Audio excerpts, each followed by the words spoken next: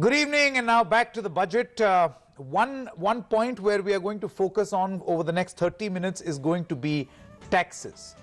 Taxes, income taxes, and how they matter, or this new slab or this new regime that has been created, how is this going to impact you? For instance, should you go for this new option or not? So first of all, what has happened? Now there is an old system which includes certain perks and benefits, exemptions, but then the old slabs remain. But the government feels that for all those who want to avail the new regime or the new system can do so, they can make a choice. This will mean less paperwork, it will be less cumbersome, and there will be a benefit. The tax percentage is less, but, and that is a big rider, you will have to give away all the perks and exemptions that you get. So is it good or is it bad? Let me quickly ask the experts right here. I have Gokul Chaudhary, partner of Deloitte India, with me. Nitin Desai, chairman of the Institute of Economic Growth and also the chief economic advisor in the Ministry of Finance. I also have Amitabh Dubey, he's a political analyst with me. Thank you so much, all of you all. Former, very former, 30 years ago. Yeah, former, very former. So first, let me begin with you first. Sir, what do you think about this announcement, right? Because the criticism is, the political criticism is that this means this is a bit of nothing. So you have reduced the tax rates, but you've also taken away exemptions. Let me say that, but they're still going to give some money away because Absolutely. she announced that a certain amount of money will be given. I think the drive towards eliminating the deductions and exemptions is not bad at all. This is something that economists have been arguing for a long time. And I would say that this is probably one of the features of the budget which somebody like me who otherwise thinks the budget is a very disappointing one would welcome. So You would welcome now this? I would welcome this in the sense that it's always a good idea. I hope that it moves this process of removing exemptions and No, Mr. Desai, you know why I also agree with you, because there are a lot of people in this country who would say, damn with that paperwork. I'm sick of all these files and papers and exemptions. It's just convenient. Yeah, the only one thing that I will say is this, that the people who will benefit are essentially the lower income people, below 15 lakhs. Yeah. People who that's a are sizable already, population. people who are already, no, but they're not necessarily the biggest taxpayers. That's not where the tax comes from. I'm absolutely certain that anybody who is in the 20% plus bracket is going to continue using Then the it makes exemption. more political sense. For instance, if you're not being able to get a lot of tax from that section, and that's a large population, you have given an option to make their life easier.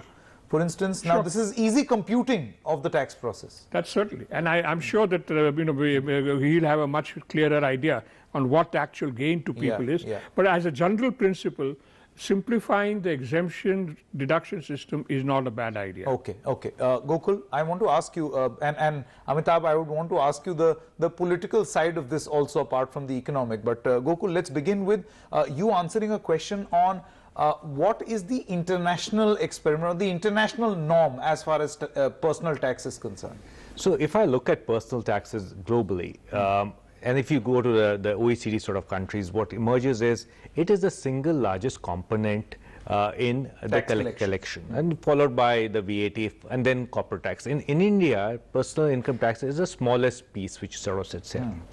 I think one interesting observation that comes out is when we look at the tax growth that the finance minister is speaking about in the budget documents, personal income tax is expected to grow at 14%, as opposed to corporate tax, which is going to be growing at 11.5%. So really, while there is a giveaway, but in holistic terms, the growth in personal income tax is expected to be higher, which is sort of trying to build up towards the fact that personal income taxes have to be larger base than what it is currently. I think, but you know, if you look at the larger play that is happening here, it is as follows.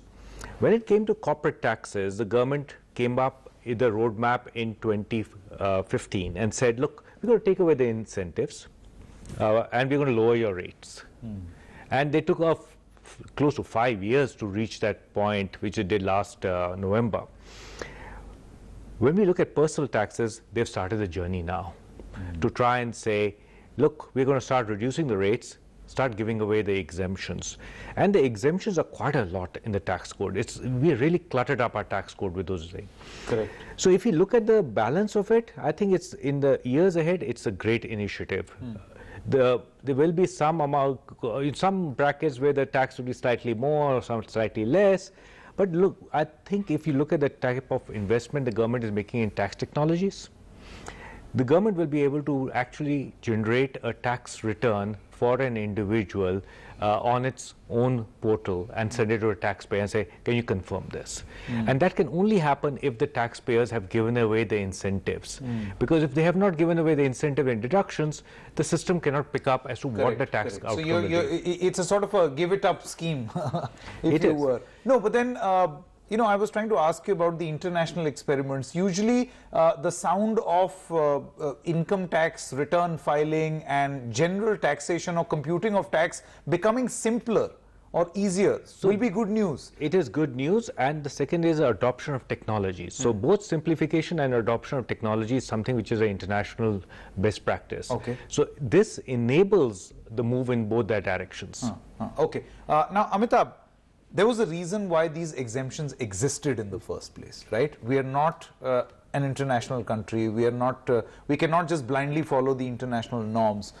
First of all, if you could tell us a little as to why these exemptions existed, what was the benefit that was envisioned, and why is there a reason why the government has kept both these options? See, I think... And will this not create further confusion? Yeah. So there is two things. One is that at the moment, maybe it's transitional, but we now have two sets of rates. So there will be more complexity while this transition is going on. And I think some taxpayers will be confused. They'll need professional help and so on and so forth. But the other thing is that, you know, in theory, certainly having fewer exemptions is not a bad idea. But there is one exception in my view to that, which is that people tend not to save unless they are nudged into it. And Section 80C and similar sections are one way of doing that, particularly young people, right? It's quite clearly established that young people don't save.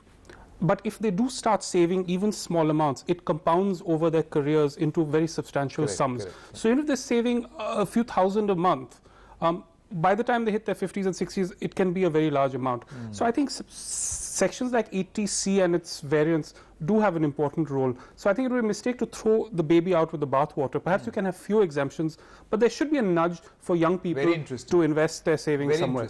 Very interesting. Basically, you're saying the government was trying to play the wise elderly in the household that get into the habit of savings, which people who otherwise not do. Yes. As somebody who designed some of these things also, he is absolutely right that in an Indian context, if you remove 80cc altogether, you will definitely hurt small savings. There's no doubt at all. And LIC also will be hurt. Because LIC is not a very good investment. Let me be very frank. That's true. And if you didn't have that 80cc, it would not be worthwhile at all. Because the return that you get on an LIC with the terms they offer are terrible terms. Correct. And if you didn't have that tax set off, you wouldn't put it there. LIC will be hurt. So I'd say that there was a reason behind this. It wasn't that it was partly a way of allowing the financial entities like LIC to basically operate on a basis which was quite profitable for them because they could offer weak terms because the government was bearing part of the cost. Now, if you really want this to work, you'll have to put pressure on them to say, now you better go and work to make your terms better so that you make up for the loss of the 80cc benefit. That's not going to happen that quickly. So there will be, I think the confusion over the next year or two may be a little bit more than...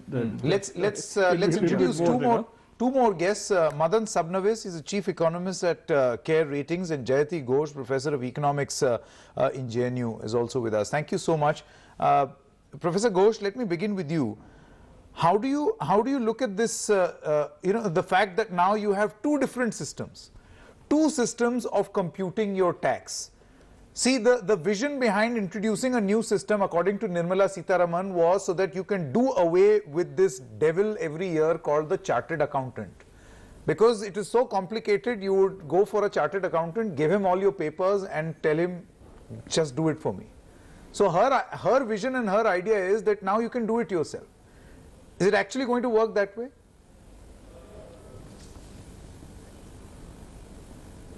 No, I don't think it's been a very complex system, and I think I was following your discussion. Madan, where just we one say moment. every That was for exemption has Professor a certain Jayati Ghosh. motivation. Madan, I'll come to you. That question was for Professor Ghosh. Okay, sorry. Yeah, Professor Jayati Ghosh. Sorry, apologies. Yes, I'm saying at the moment it's not really very simple. It's a very complicated system. There are many slabs. Every individual will have to work out her or his best interest in terms of whether they're better off with the exemptions or without. This may change over the next year. I don't see this immediately as making much difference in terms of simplifying. In fact, I think it's a bit like every time the government says they're simplifying, like the good and simple tax, remember, it ends up complicating life further. Okay. Madan Sabnavis, would you like to weigh in? I mean, do you think that this is a welcome step? See, a lot of experts I spoke to, people in the government also I spoke to, many ministers, of course, it's their budget, so they will say it's good. But many ministers felt that you would not immediately understand the importance of this change. But this change is absolutely significant. How do you look at it? No, the change is significant, and I think what's been good about it is that people have been given the prerogative to choose any of these two regimes. And I didn't find anything really complex in terms of computing a tax, because I think the exemptions are fairly much fixed. You know what exactly where exactly you want to save. And as I was saying earlier, that there has been a motivation for everything, and I think ideally the exemptions should always remain, because India does not have any social security system, and the Section 80C which we're talking of, or the additional money which one gets as a set-off in case you go in for pensions. I think the whole idea of keeping this and introducing these sections was to make sure that you're able to provide for the rainy day. At the time of retirement, you do have a corpus of funds, because we don't have any other alternative system. So today, actually, for a person, or rather in case we shift to the new regime, there will be less incentive for a person to save in these instruments, and I think that will create a problem at a later stage. But I think as of now it's fairly neutral, because if I have the choice of retaining the old system, I can still carry on with it, in which case one can turn around and say that the budget has actually done nothing much for a person who's going with the old regime. And even for the new regime, I think our own calculations show that if you're at the lower end of the income, you would tend to benefit. But if you're, say, in the 20 or the 30% bracket, there would not really be any significant gains for you. In fact, one may actually lose out in case you're in the 30% bracket. So this could be anti-consumption, it could go as against savings also. I think so I'm not quite sure if it's philosophy been a very good thing from the point of view of consumption or savings. Yeah, Mr. Desai, I'll just come to you. Let me introduce Mr. Ravindra Kishore Sinha, also is a Rajya Sabha MP of the Bharatiya Janata Party. Mr. Sinha, the philosophy of the government, it seems, is to put more money in the hands of the consumer. That do whatever you can. I mean, this is what I was told by a lot of MPs. The idea is to push money back into the system so that people start spending. But you know, the larger concern over here is, especially at a time of an economic slowdown, people would look for the first opportunity to save. It's a very human instinct that you would, in times like these, try to save more rather than invest. And for the economy to move, you need to start that cycle. So how will you kickstart that cycle of investment and reinvestment? Mr. Sinha. Actually, there have been so many measures taken in this budget which really encourage middle class and the farmers to do such things which will create massive employment. So I see this budget as a very big employment generating opportunity, because a lot of spend on the infrastructure, irrigation, agriculture, and such related projects have been announced. So I think that it will definitely generate a very big employment opportunity to semi-skilled or unskilled people who are not normally in the agenda of many of the policy makers, but this budget has certainly done things which are going to generate massive employment. And as regards spend, which was your question, if the confidence of the people will be there that their money is safe and the tax slabs are lower, they have more funds in the but then, hands, Mr. Sinha, the tax slabs are then not definitely lower. they will try to. See, technically, Mr. Sinha, tax slabs are not lower. For instance, under the old regime or the old system of computing personal tax, income tax, it remains exactly the same, word for word. You've just introduced a new system, which is also, many experts feel, going to benefit only a small section. It's not really going to add more in terms of revenue for the government. I beg to differ, sir.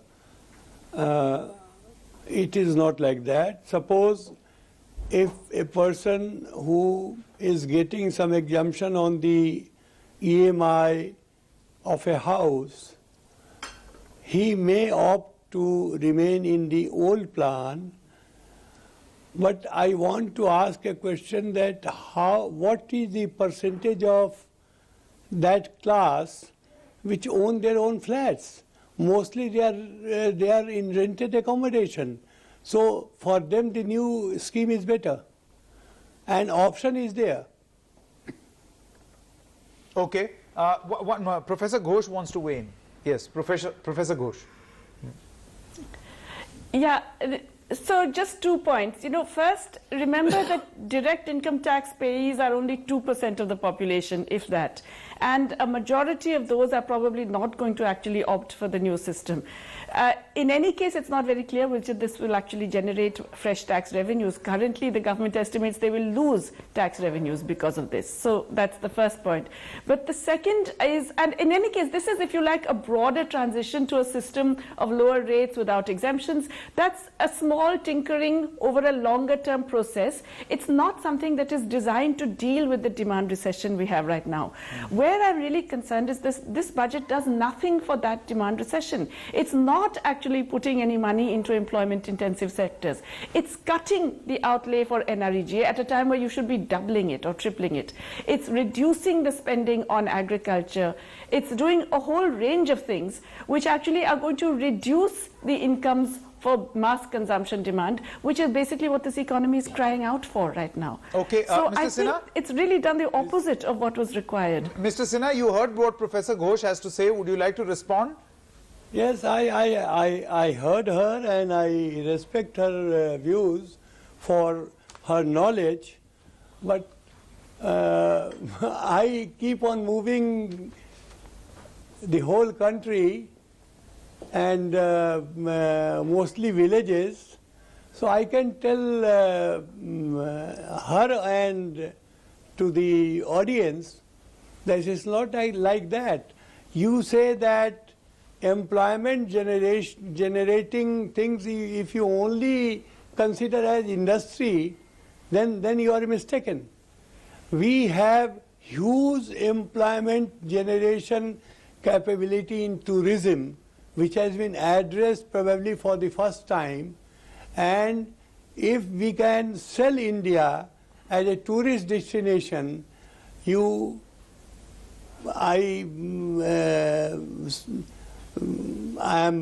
Mr. Sinha, I think what Professor Ghosh was talking about was outlays for Manrega and not particularly about tourism. She was talking about spending of the government on social welfare schemes.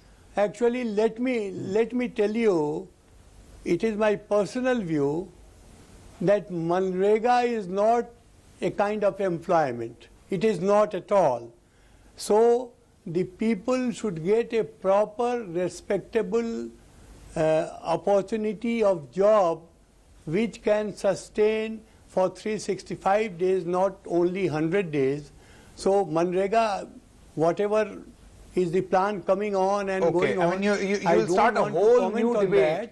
I'm going to reserve that for later, because you're going to start a whole new debate on whether Yeah. Manrega is required for this country or not. given the fact that this government has spent more on Manrega than even the UPA. Currently it's okay. Currently it's okay. Yeah. But later on, when we are going to give a proper respectable employment to everybody to work, then probably we have to consider that such schemes which unnecessarily go to the ground and I completely fail. agree. I completely agree that Manrega should not be necessary. But unfortunately it is. Yeah, in an ideal world, Ideally, we should not need Manrega. Nitin Desai Ideally, wanted the to come. economy should create jobs. Can I just But say if on it the doesn't, we must have, in fact, that floor. Can I just say quickly on the one more point I on agree the, with the Professor proposal? Ghosh. There'll be a lot of inertia. It is If I've got an LIC policy, I'm not suddenly going to give it up because I want to be in the new system. I'll remain in the old system. So a lot depends on what are the 70 they have removed. I haven't seen the list because there will be some which will still remain. Second, what Jayati is saying, that why I describe the budget as disappointing is I don't see any demand, short-term demand stimulus in the budget. Yeah. Would you have a clue on what all has been exempt in the new list? A fair bit of stuff has been taken out, but including there's an impact on the Provident Fund related deductions which is there. But I think if you just go back and look at the corporate tax scheme that was brought in, because it has now been in play for a few months and therefore the details are known. When we go back to corporate taxpayers who may be more sophisticated, but a third of them want to stay with the existing corporate tax system, while a third of them are migrating. So, it is a mixed bag, and even if you were to look at personal taxes, there will be a variation as to how different groups of taxpayers really respond to this. That's one. B, I think there is a shift to try and make the tax system less intrusive and less in the lives of citizens, individual citizens. If we see the tax refunds which were due to citizens has improved in the last couple of years. By having this shift into a technology-based regime will actually make the interaction not only with the taxpayer but also with the tax department, or rather with the tax intermediaries less. It can potentially make the interaction with the tax department also less, because a lot of the stuff really comes in the audit is what deduction do you take, did you have the right basis to take the deduction, the audits and all that stuff. The minute you can sort of reduce that level of interaction, the better it is for the citizenry. So I think there is some amount of advantage that the system will throw up as it matures. Okay. Mr. Amitabh Dubey, see, let's quickly go back to this new regime, and since Mr. Desai was talking about the exemptions that have been removed, so I've been able to get access to what all has been removed. So LTA goes, or leave travel concession, house rent allowance, some allowance in clause 14 of section 10, allowances to MPs and MLAs as contained in clause 17, allowance for income of minor as contained in clause 32, exemption for SEZ, and this list goes on. As far as the sections are concerned, any deduction under 80C, 80CCC, 80CCD, 80D, 80DD, and this list goes on and on.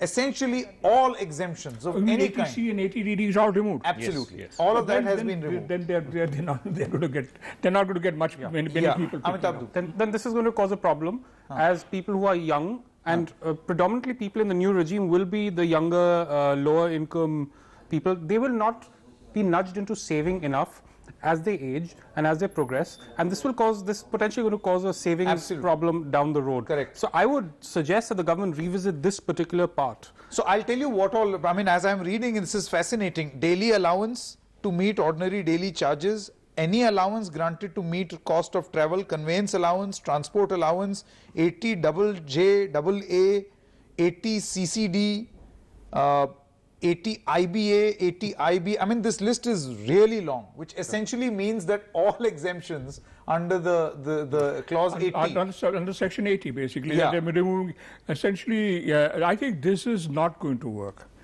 because and what will the medical insurance people, the life insurance people, small savings will be hit hard because they are dependent on people getting these particular incentives in order to run their business. Second, the longer term consequences, if it reduces the incentive to save, Okay. and it will reduce the incentive to save unless those people improve their terms. So I think here coming in, India needs different and new progressive systems for saving for the new millennials. We don't have that. Okay. What is happening is that the old system of employment for life is no longer there. Okay. A lot of people are in the contracting industry, a lot of people are in the gig economy, a lot of millennials will change their jobs, they'll work for a company, then they'll be self-employed, and then they'll do something else. Correct. So the old pattern of saving and investment is no longer in place. Okay. What we really need is new saving schemes to come in to be able to incentivize them to come in there. And I think the EET basis, exempt taxes basis of those schemes is what we really need to build and deliver. So I think the scheme which has been proposed now needs to get supplemented with new investment schemes to be brought in. Okay. I'll have to end this discussion right here and go back to the other big story that we are tracking. My colleague Arvind Gunasekaran has now reached